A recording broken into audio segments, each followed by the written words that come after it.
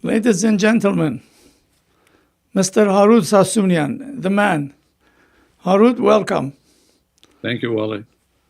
So there is lots of news nowadays in Armenia, and so Israel have recognized Armenian genocide finally.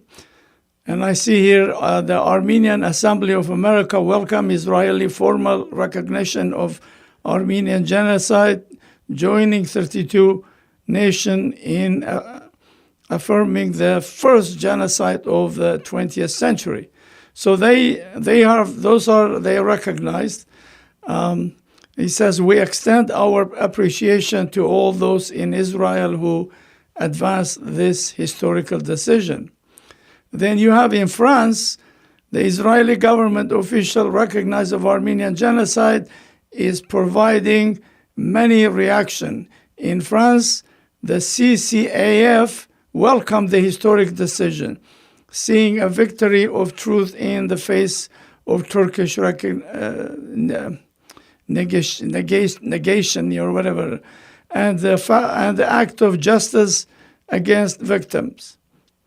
But Pashinyan, just like 2 months ago before the election, he raised pensioner, received a high pension of 10,000 dram 25 days before the hearing of the Constitutional Court. But he said, I don't want to weaponize Armenian genocide. And I have the video here I could show you. Where is his head? And then also there are some people like this guy. I'm showing half his face. He's using bad profanity against Israel and all that stuff, you know. But here is Pashinyan.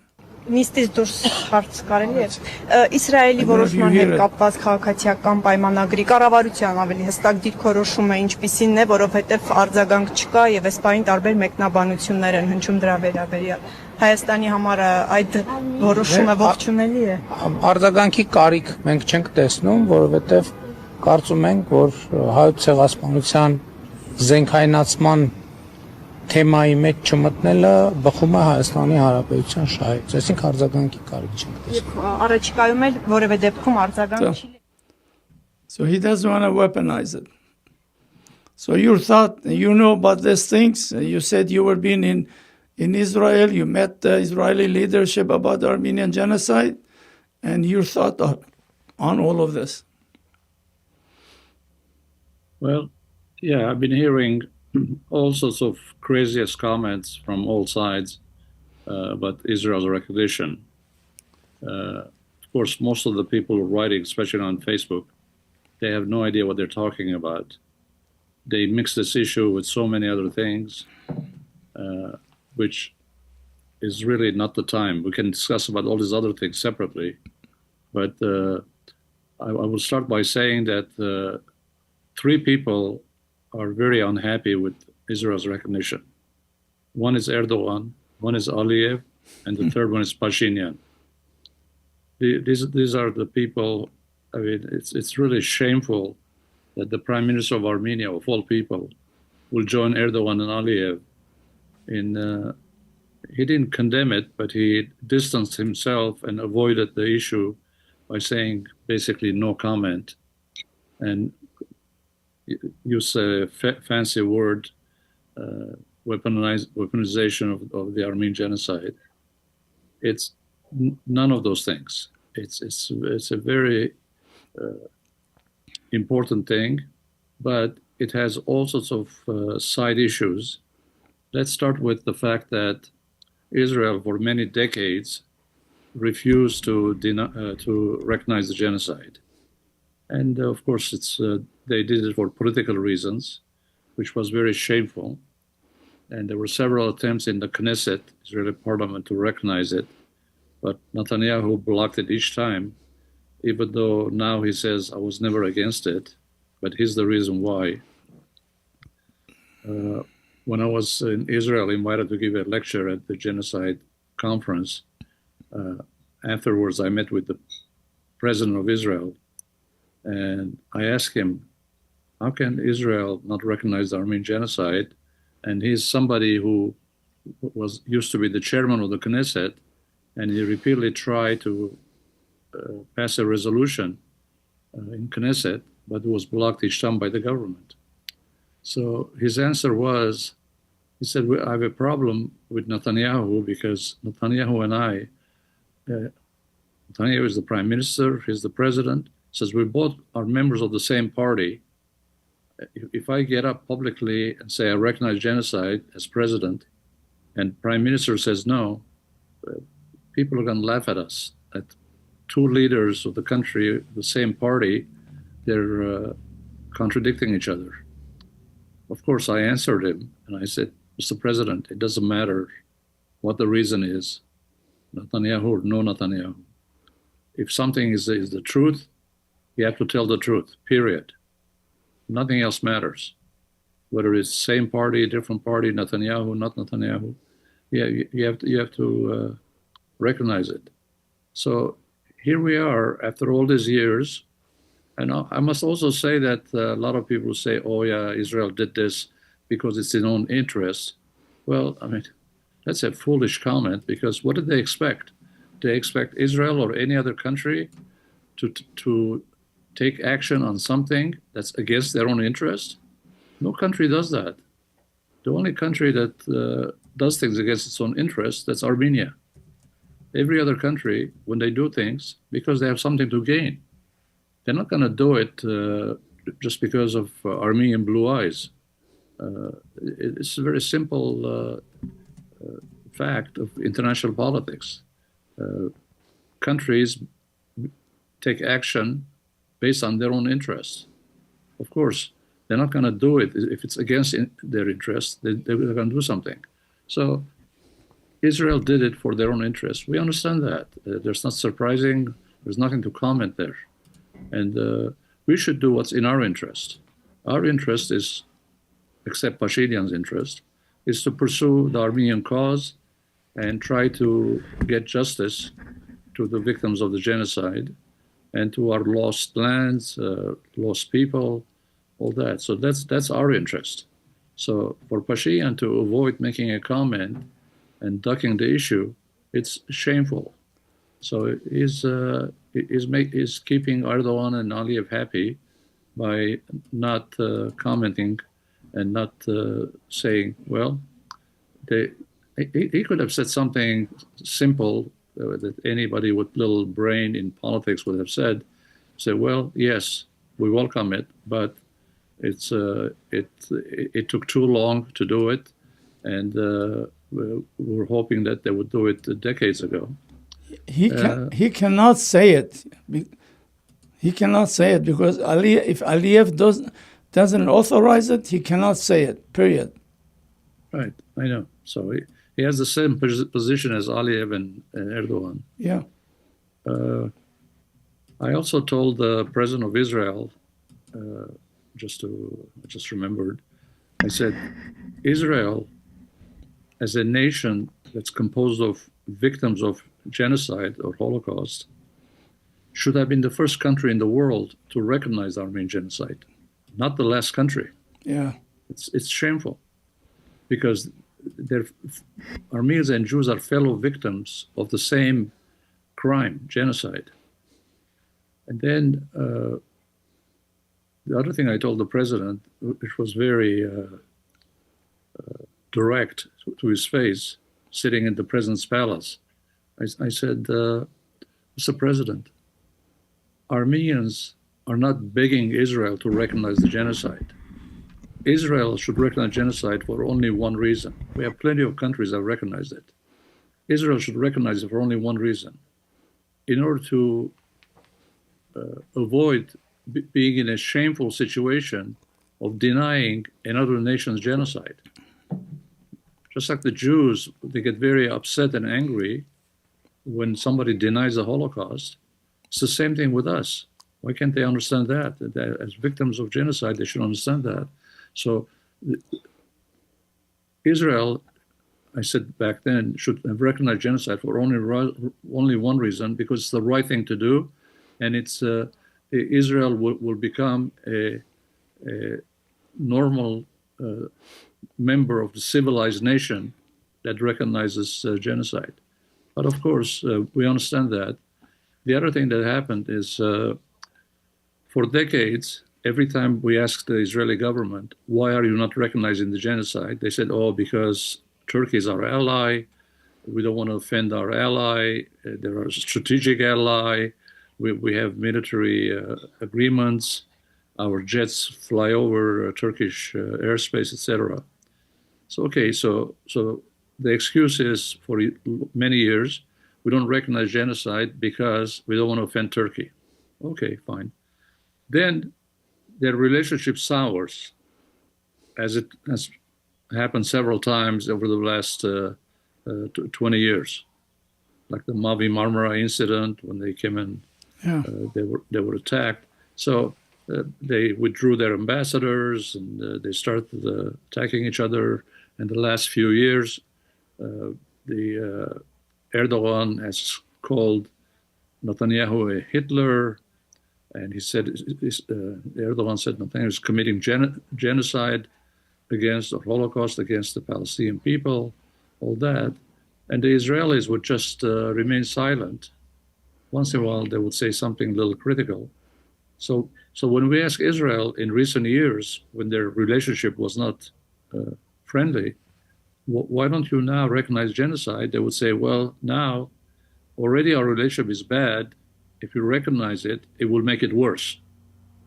So my answer is, okay, when the relationship is good, you have an excuse not to recognize it. When the relationship is bad, again, you have an excuse for not recognizing it. For God's sake, it's been over 100 years. When is the right time to recognize a genocide? You can't go on like this. If it's good, we can't. If it's bad, we can't. When can you do it? This is unacceptable and shameful. And anyway, they finally recognized it. Of course, recognized for their own reason, but the fact that it's recognized, and some of the fallout from this recognition, which nobody's talking about. We're journalists. We follow the international media. Ever since Foreign Minister of Israel said he's going to present this to the government for recognition and in the Knesset, there have been hundreds and hundreds of articles written in all sorts of countries' newspapers. So whoever is still ignorant about the fact that there was a genocide now found out, whether they like it, don't like it, whether they like Israelis or Jews or don't like it, the news about the genocide after 11 years, now the whole world is hearing about the genocide. That's one of the outcomes of this issue being discussed internationally. So it's a positive thing because we want to spread the word about a genocide that's still not recognized by Turkey and not punished for it and has not paid any reparations or restitution for it. So that's also a positive thing, which no one's mentioning. Yeah, I agree with you. I agree with you. Like it's all the life, all political things are timing. Like even Armenian genocide in the United States. Again, the Israelis was lobbying not to be. But then, again, when things went sour, they agreed. Then unanimously, United States government recognized Armenian genocide. So it's always, you have to be in some situation. Countries become friends, become enemies, depend on what is going on. Like right now, if you look at Middle East, what is happening, lots of those Arab countries soon going to become friend of Iran. You never know what's going to happen, So things change within the government, the political geopolitics and all that stuff. Yeah, well, when a country does something, regardless of what their own reason is for doing it, if it's something that you can gain benefit from it, yes, you take it. You don't say, oh, they did it for their own good. Of course they did it for their own good. We're not stupid. The other thing that Israel did that's over the years that's very bad is Israeli government advised Jewish American major organizations like AIPAC and ADL, Anti-Defamation League, and several others to lobby in Congress to block the recognition of the Armenian genocide. Why did they do that? Because Turkish government, recognizing that there's a powerful Jewish lobby in the United States, asked Israeli government, their ally at the time, to advise the Jewish American organizations to block the Armenian genocide. That was also very bad. They also tried to block the inclusion of reference to the Armenian genocide in the Holocaust Museum in Washington. And there was a big battle over many, many months, if not years, because the museum had decided to put the famous Hitler quotation on the wall of the museum. And then they objected to it, and they said, no, it's not true, it's a lie, etc. But finally, we were able to get the Holocaust Museum to stick to its guns, and then kept the Hitler quotation to the Holocaust on the walls of the Holocaust Museum. Is there any? Sorry, go continue. Yeah, so there are a lot of issues, but again, it also, a lot of people bring in the Palestinian issue, the Gaza issue. I understand, we're not ignorant about what's happening in the world. We know what's happening in Gaza, and we're not happy with it, and we condemn it. But to condemn Israel when they recognize the genocide, there are 365 days of the year that you can condemn Israel. Why do you need to condemn it on the day they recognize the Armenian genocide? Unless you're either anti-Israel or anti-Semitic or something. But those who condemn Israel, they're not saying anything we don't know. Of course we know.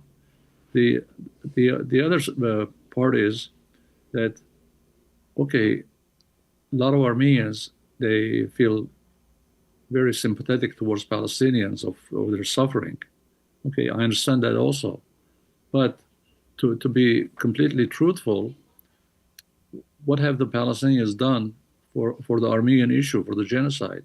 They've never recognized the genocide.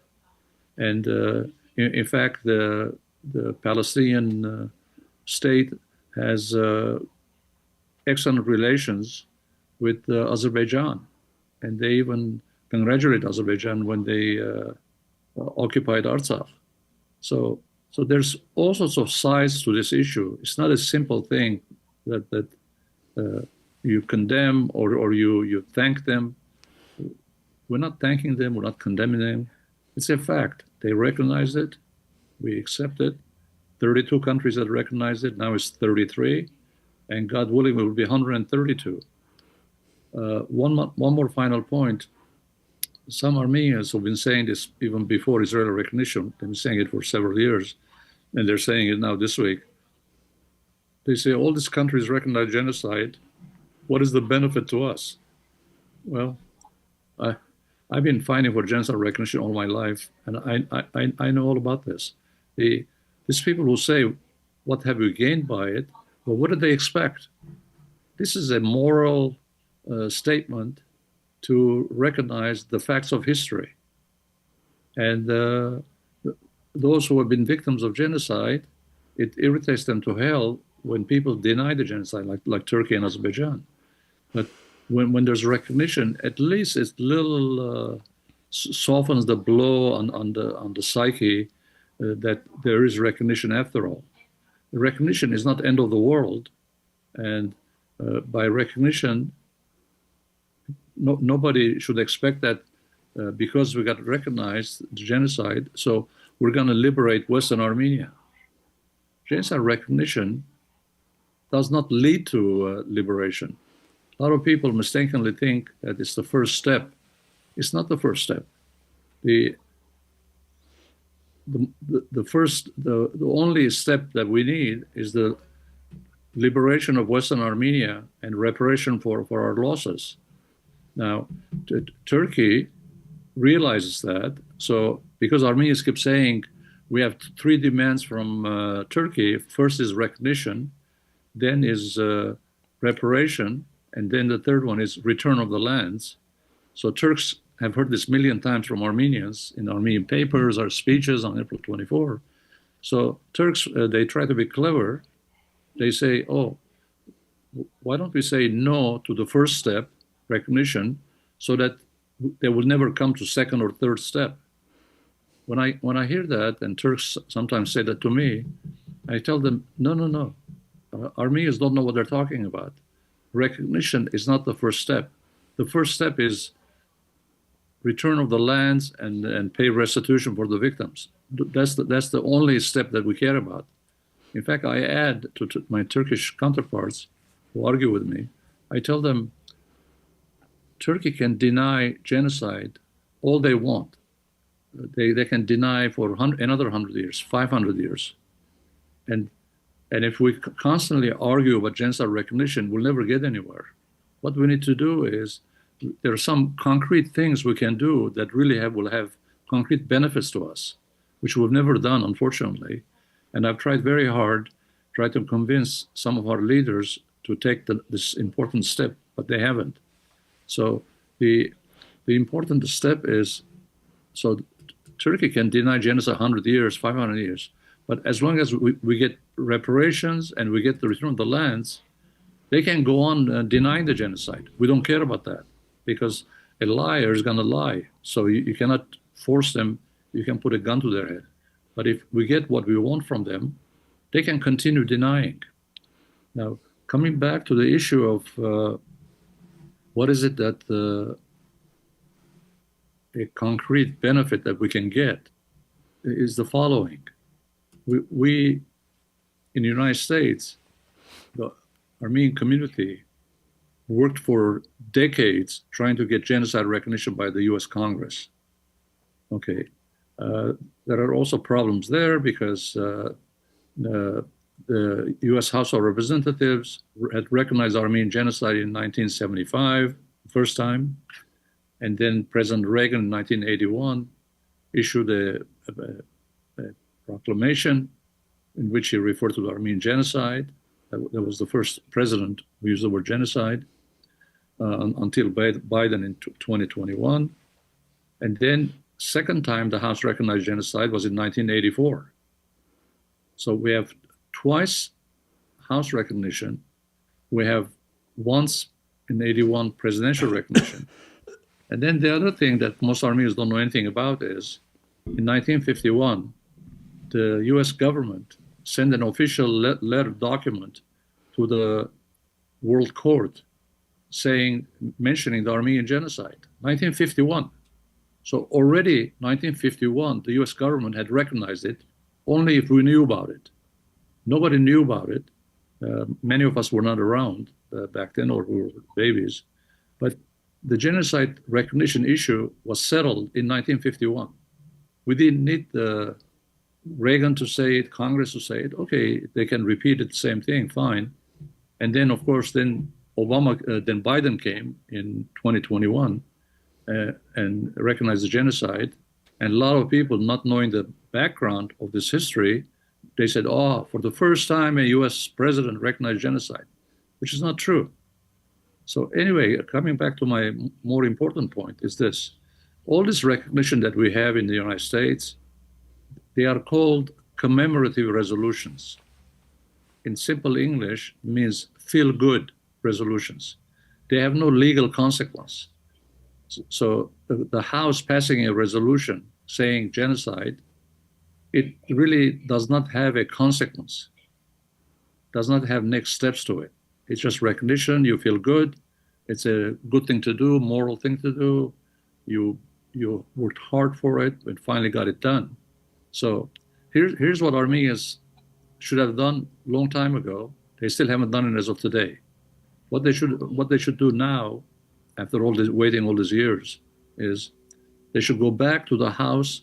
Yeah, well, I'm sorry, I forgot to mention that in 2019, both the House and the Senate unanimously recognized Armenian genocide.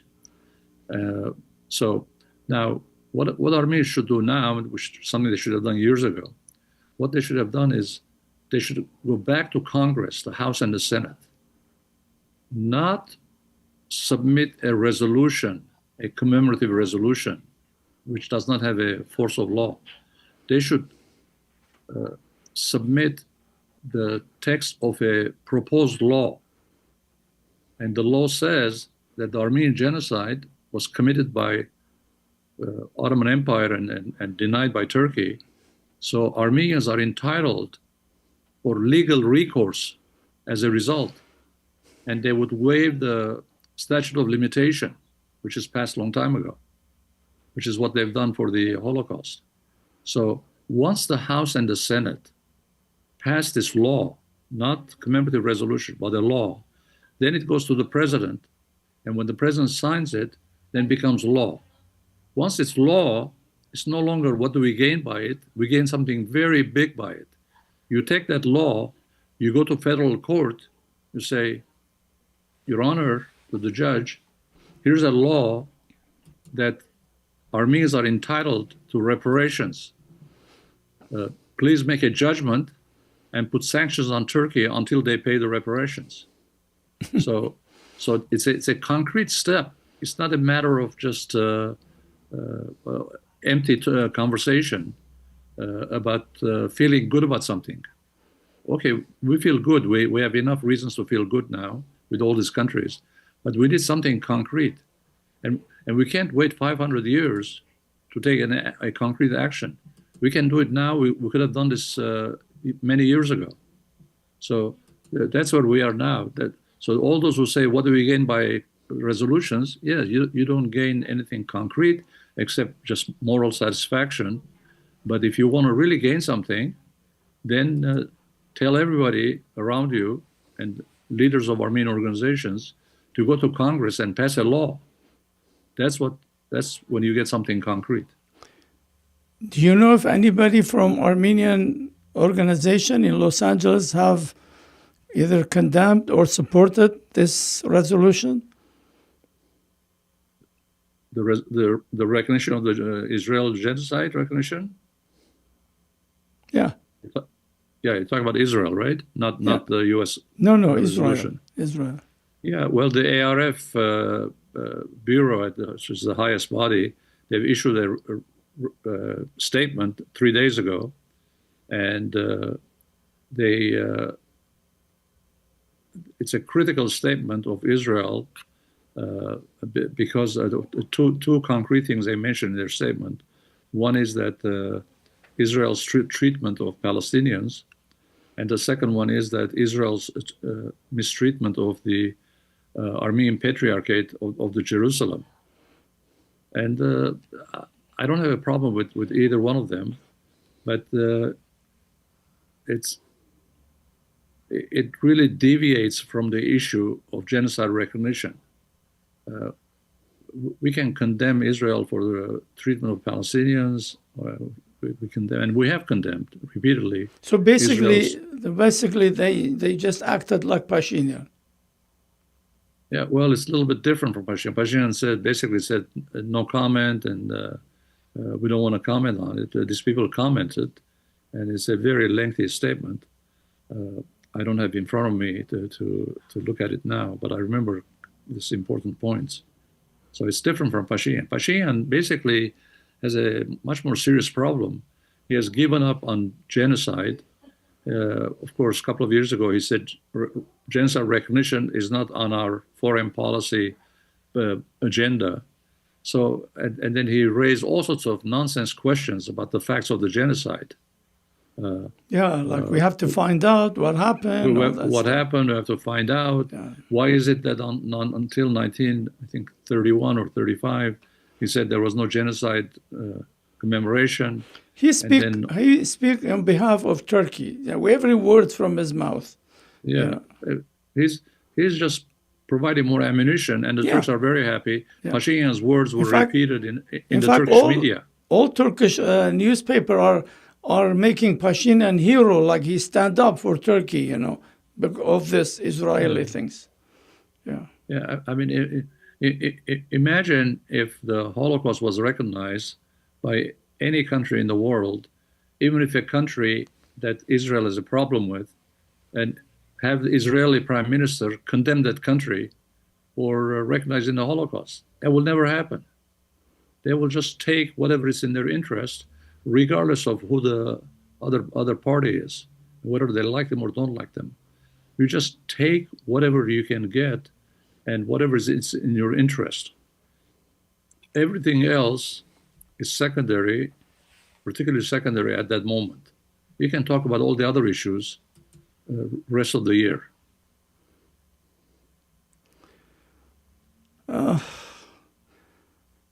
Okay, so we talked enough about Israel and genocide. How about now in my project? What do you think about this? Well, Armenian government in exile, yes, absolutely. It's a necessary step. You may remember that for a few years now, I've tried to create an Armenian parliament. I was going to say that. Yeah, diaspora parliament. Because we have 7 million Armenians, many more than those who live in Armenia. The only problem is diaspora is scattered throughout 130 countries, 7 million individuals and thousands of organizations. There's no place where they all can come together and issue a common statement together. Yeah. Individuals can issue a statement, organizations can issue a statement, but it's all the individual ones, not common. So they should come together under an umbrella, regardless of what you call it. You can call it government in exile, or you can call it diaspora parliament. The important thing is to be united under one umbrella and speak with one voice. Of course, not everybody's going to agree on every point, but if it's a parliament, there's a vote, and whatever the majority says, that's the position of the diaspora. I honestly believe that Pashinyan have crossed multiple red lines, not one, nor two, not three. And Armenian diaspora must create some Armenian government in exile. And I did a video before the Artsakh war. In fact, when I put that in Facebook was there, but Facebook nowadays it delete all the with videos within 30 days or 60 days, you know. So there was like 200,000 people liked it, and there was, I don't know, about 500,000 people view it. People agreed with it. But honestly, without this, we're done. Pashinyan gonna destroy us all. Doesn't matter if you're in diaspora or if you're in there. He has the money, he has the police, he has Azerbaijan, he has Turkey. And either Armenian do something like this or forget about it.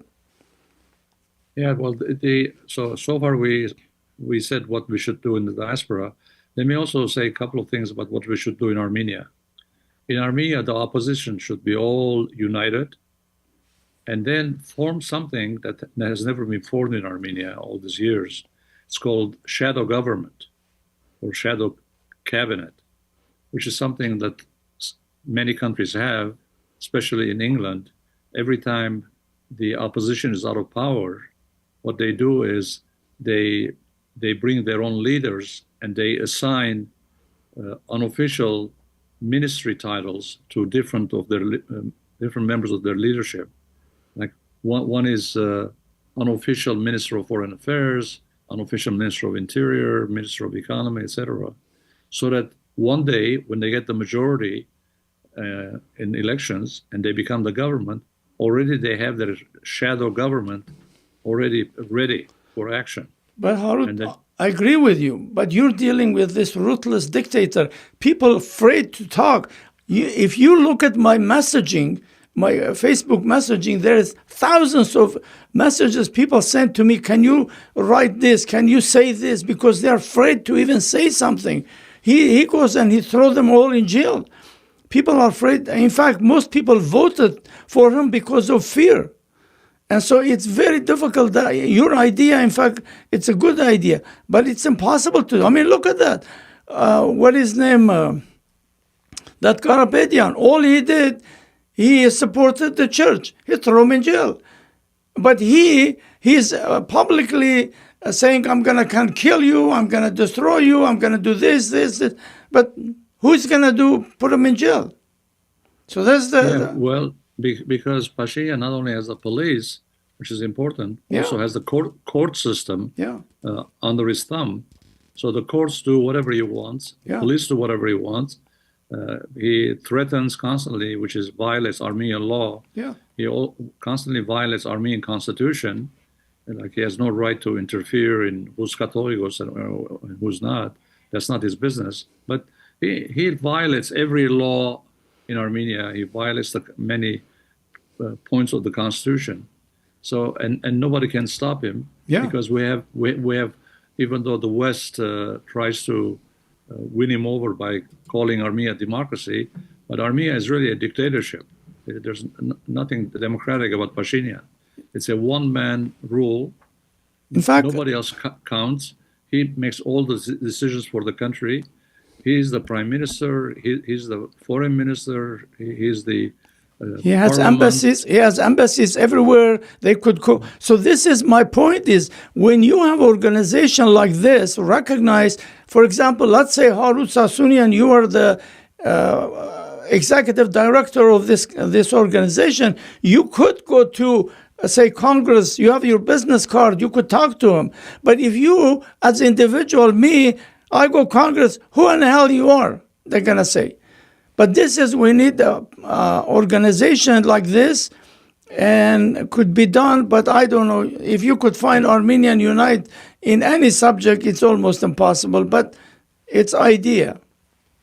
Well, you're putting your finger on the most important point.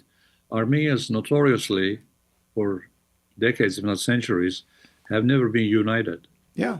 And it's like in English, there's an expression saying, they talk about herding sheep, where the sheep come together and they march together.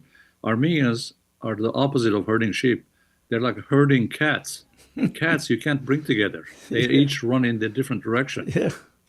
It's like an orchestra with each musician playing a different song.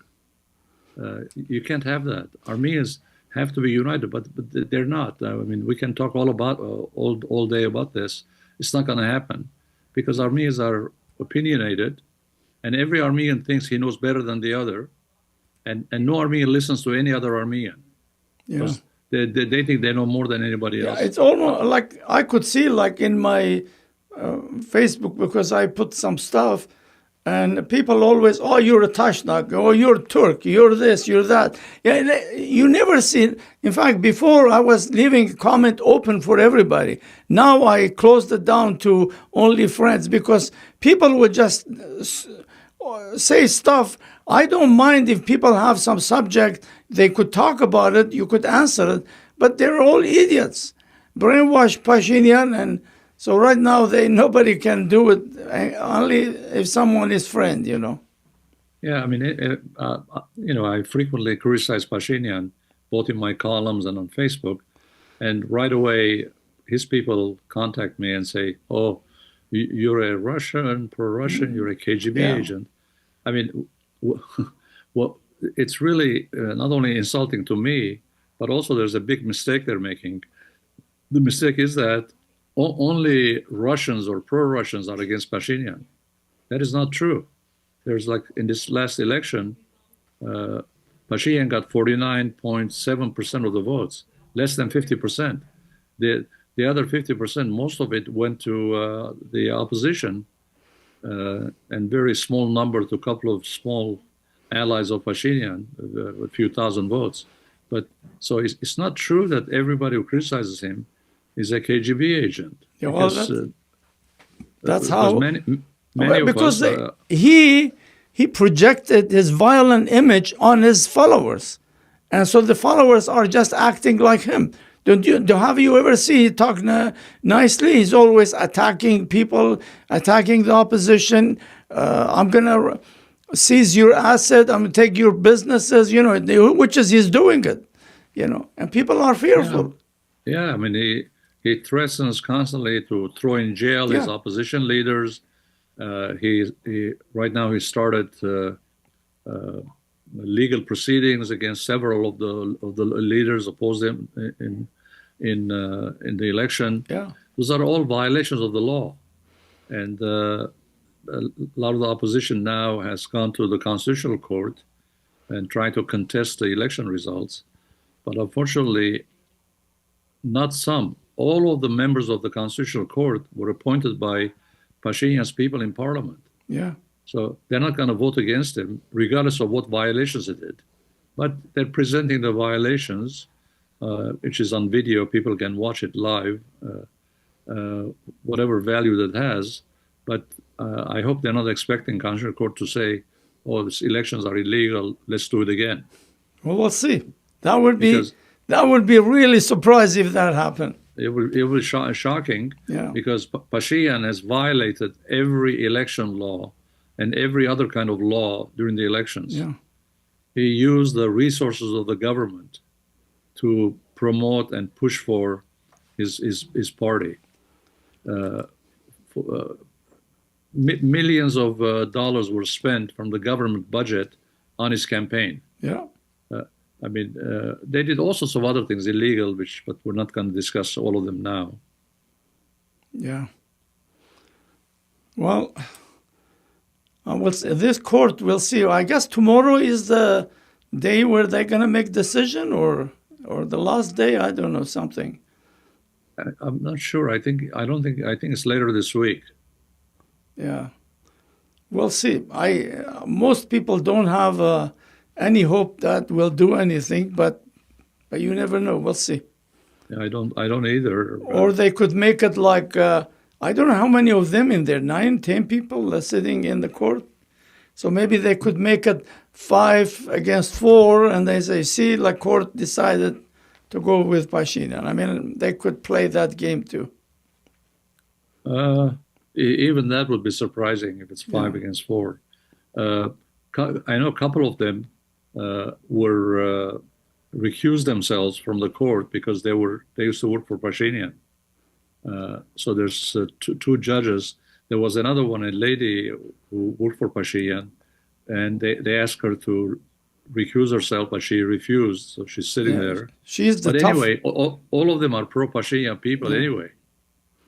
Yeah. So those judges are all during Pashinyan administration happened? Yeah, they were all appointed by his people, every one of them, because Pashinyan got rid of all of the previous judges. Yeah. Forced them out. Good luck. Good luck giving us a decision. That will not happen. Yeah. Okay.